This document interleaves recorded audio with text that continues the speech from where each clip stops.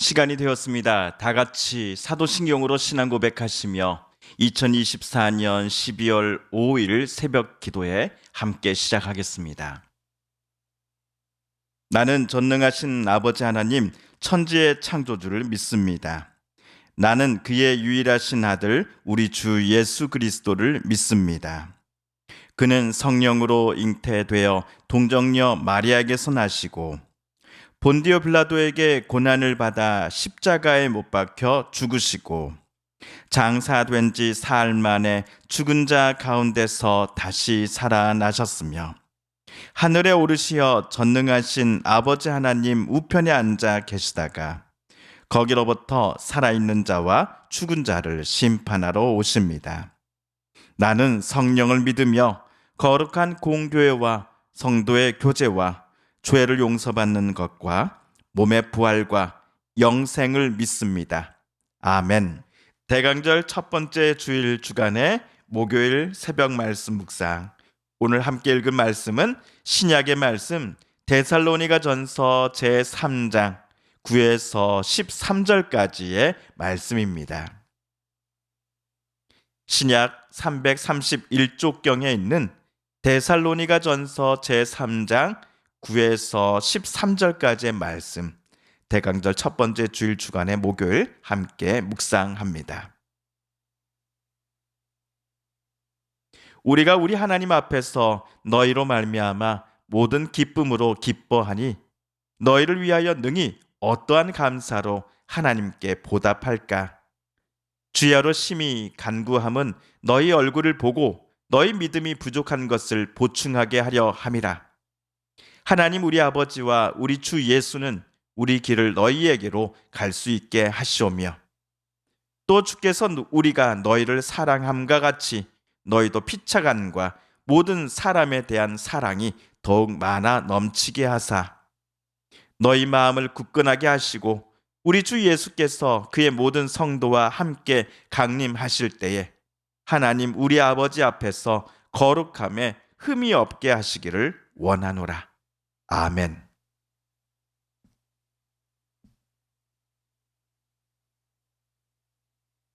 바울이 고린도에 머물 때에 데살로니가 교회에 보낸 첫 번째 편지가 바로 오늘 우리가 읽은 데살로니가 전서입니다. 구절을 보시면 바울이 어떤 마음으로 데살로니가 교회와 또 그 성도들을 생각했는지가 잘 묘사되어 있습니다. 우리 구절을 세 번역으로 다시 한번 읽어봅니다. 우리가 우리 하나님 앞에서 여러분 때문에 누리는 모든 기쁨을 두고 여러분을 생각해서 하나님께 어떠한 감사를 드려야 하겠습니까? 바울은 데살로니가 교회를 생각할 때마다 기분이 좋아지고 또 얼굴에 저절로 웃음이 지어졌던 것 같습니다. 데살로니가 교회가 예루살렘 교회처럼 오랜 전통을 가진 교회는 아닙니다. 바울이 제2차 선교 여행을 다닐 때 세워진 교회입니다. 바울의 이번 편지를 받아볼 당시를 기준으로 볼 때 창립한 지 5년이 채 안 되는 교회입니다. 사람의 나이로 치면 유치원 갈 나이보다도 어린 어린이집에 다닐 서너 살의 나이에 해당하겠습니다. 그런데도 역사가 깊은 다른 교회들보다도 바울이 역사가 이토록 짧은 데살로니가 교회를 생각할 때마다 기분이 좋아지고 행복해지며 하나님께 한마디라도 데살로니가 교회를 언급하며 기도했던 것입니다. 지금 비록 잠시 떨어져 있지만 기회가 된다면 다시 찾아가고 만나고 싶은 사람들이 데살로니가 교회 사람들이다라고 바울은 공개적으로 편지에 쓸 정도였습니다. 바울이 데살로니가 교회를 세운 것은 맞습니다. 그렇다고 하여 바울이 교회의 지분을 데살로니가 교회 성도들에게 요청하였나요? 아닙니다. 교회 사람들이 바울 선생님, 우리 교회 창립자이신 분 하면서 바울을 마치 신처럼 떠받들어 주었기 때문에 교회를 이토록 바울이 사랑하고 또 생각할 때마다 기분이 좋아졌던 것은 절대로 아니었습니다. 바울이 이토록 데살로니가 교회를 칭찬하고 좋아했던 이유는 데살로니가 교회 성도들이 예수님을 믿은 지 얼마 되지 않았음에도 예수님을 향한 믿음과 신뢰가 그 어떤 교회 성도들보다도 깊고 컸기 때문이었습니다. 데살로니가 전서 1장 8절 말씀입니다. 주의 말씀이 너희에게로부터 마게도냐와 아가야에만 들릴 뿐 아니라 하나님을 향하는 너희 믿음의 소문이 각처에 퍼졌으므로 우리는 아무 말도 할 것이 없노라. 네, 데살로니가 교회는 비록 젊은 교회이지만 그들이 예수님을 향해 가졌던 믿음은 그 어떤 교회보다도 컸기 때문이었습니다. 당시에는 기독교 신앙의 불모지나 다름없는 곳에서 데살로니가 교회 성도들은 그곳의 제1호, 제2호, 제3호 그리스도인들이 되었던 것입니다. 남들의 비웃음이 없었을까요? 데살로니가 땅에서 그리스도인으로 살아갈 때의 손해봄이나 탄압이 분명 있었을 것입니다. 그럼에도 예수님을 향한 믿음을 절대로 변치 않으며 바울에게서 배우고 들은 복음을 토대로 살아가고 있는 데살로니가 교회 성도들을 생각하니 바울로서는 마음이 뜨거워졌던 것이지요. 여기에 바울은 데살로니가 교회 성도들을 향한 본인의 바람 한 가지를 덧붙여 편지를 보냈습니다. 오늘 말씀 12절 13절입니다. 시작. 또 우리가 여러분을 사랑하는 것과 같이 주님께서 여러분끼리 서로 나누는 사랑과 모든 사람에게 베푸는 여러분의 사랑을 풍성하게 하고 넘치게 해주시기를 빕니다. 그래서 주님께서 여러분의 마음을 굳세게 하셔서 우리 주 예수께서 자기의 모든 성도들과 함께 오실 때에 하나님 우리 아버지 앞에서 거룩함에 흠잡힐 때가 없게 해주시기를 빕니다. 아멘.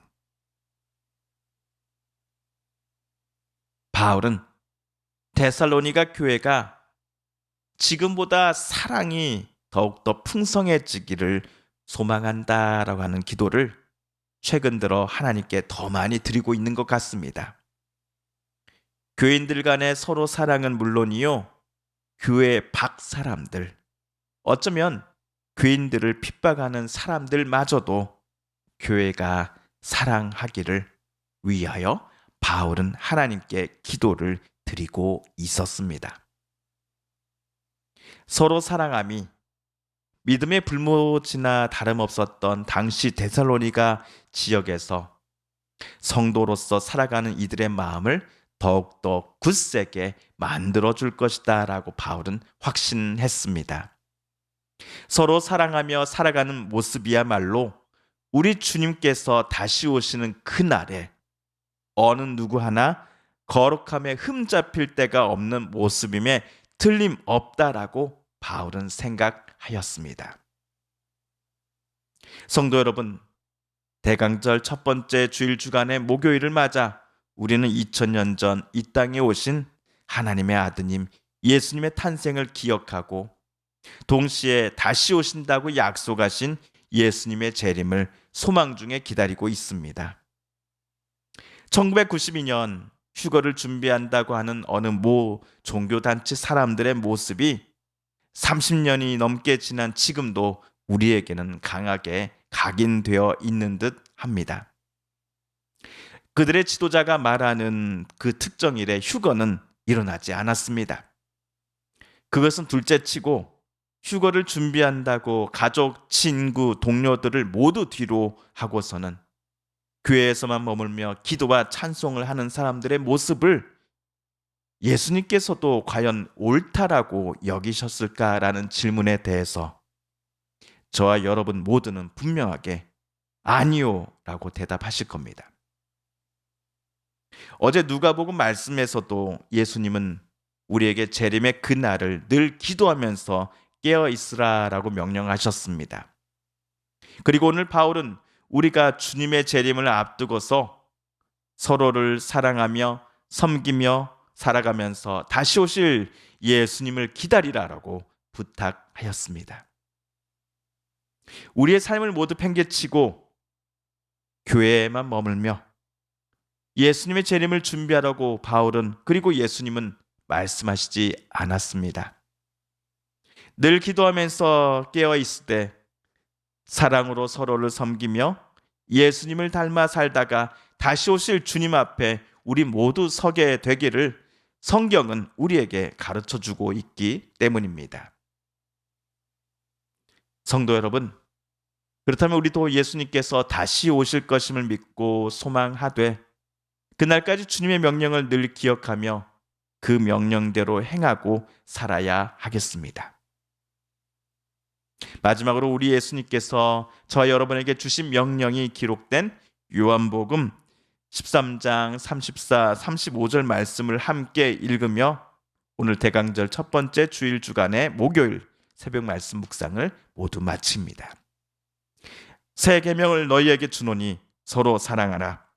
내가 너희를 사랑한 것 같이 너희도 서로 사랑하라. 너희가 서로 사랑하면 이로써 모든 사람이 너희가 내 제자인 줄 알리라. 아멘. 주님께서 가르쳐 주신 기도를 드리겠습니다. 하늘에 계신 우리 아버지, 아버지의 이름을 거룩하게 하시며 아버지의 나라가 오게 하시며 아버지의 뜻이 하늘에서와 같이 땅에서도 이루어지게 하소서. 오늘 우리에게 일용할 양식을 주시고 우리가 우리에게 잘못한 사람을 용서하여 준 것 같이 우리 죄를 용서하여 주시고 우리를 시험에 빠지지 않게 하시고 악에서 구하소서. 나라와 권능과 영광이 영원히 아버지의 것입니다. 아멘. 사랑하는 성도 여러분, 성삼위 하나님께서 오늘 데살로니가 전서 말씀 묵상을 통하여 저 여러분에게 들려주신 하나님의 음성과 뜻을 다시금 떠올려 보고 싶습니다. 오늘 말씀 묵상 중에 우리가 깨닫고 다짐한 바대로 우리 정말 그렇게 살아가게 해달라고 이 시간 하나님 앞에 기도드리기를 원합니다. 우리 성도님들과 가족분들 중에 하나님의 고쳐주심, 또 치료하여 주심, 회복시켜 주심을 놓고 간절함으로 기도하는 분들이 계십니다. 또 중요한 문제를 앞두고서 하나님 앞에 간절함으로 울부짖는 분들도 계십니다. 이 시간 우리도 같은 마음 같은 뜻으로 함께 기도 드리십시다. 하나님 고쳐주십시오. 하나님 치료하여 주십시오. 하나님 실타래를 하나님 풀어주시고 하나님의 진정한 지혜로 지금의 상황들을 해결하게 하여 주시옵소서라고 기도하십시다. 여전히 계속되고 있는 전쟁은 하나님 멈춰주십시오. 그리고 우리나라 지금의 정치 상황을 놓고 하나님 앞에 기도드리오니 하나님, 하나님의 정의가 강물처럼 흐르는 나라 다시 되게 하여 주십시오. 정쟁이 아니라 진심으로 하나님의 뜻과 하나님의 생각을 가지고서 여든 야든 정치하게 하여 주시옵소서. 마지막으로 우리가 가지고 나온 간절한 기도 제목 하나님께 아뢰며 하나님의 은혜의 보좌 앞으로 우리 더 가까이 나아가겠습니다. 함께 개인기도 시간 갖습니다.